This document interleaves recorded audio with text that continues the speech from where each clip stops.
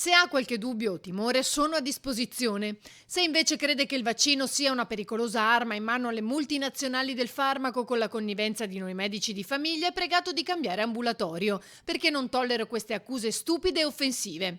Questo è il cartello affisso all'ingresso dell'ambulatorio di Amedeo Giorgetti, medico di base a Recanati, contro chi non vuole vaccinarsi. Ma non è l'unico a vivere male questa situazione. Sono situazioni che in una fase così delicata, pandemica, di insicurezza, di mancanza di prospettive future, di incertezza di quello che sta succedendo, creano ulteriore disagio, soprattutto quando c'è un carico di lavoro enorme come quello del medico di medicina generale in questo periodo, stressa ulteriormente la situazione.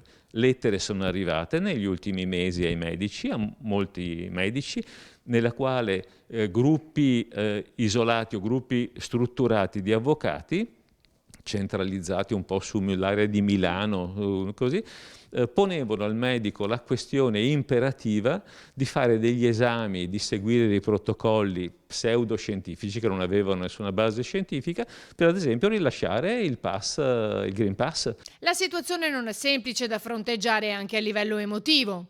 Ci sono due autonomie che si incontrano, l'autonomia del paziente, della persona che ha diritto a essere curato. La Costituzione, le norme, le leggi impongono l'autonomia della persona, ma c'è anche un'altra autonomia che è quella del medico.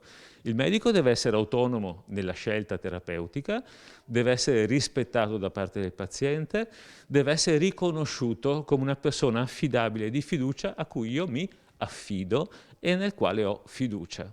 Quindi queste sono le regole generali del rapporto medico-paziente. Se viene a crollare uno di questi aspetti, viene a crollare il senso del stare insieme. Cioè il medico come può curare un paziente che non si fida? Quindi secondo lei ha fatto bene il suo collega di Recanati? Sì, ha fatto benissimo, con una premessa ovviamente che noi dobbiamo fare. Noi abbiamo il dovere di curare tutti. Cosa si può fare in questi casi? Niente, bisogna dichiarare la sconfitta della relazione medico-paziente e invitare il paziente a fare le proprie scelte.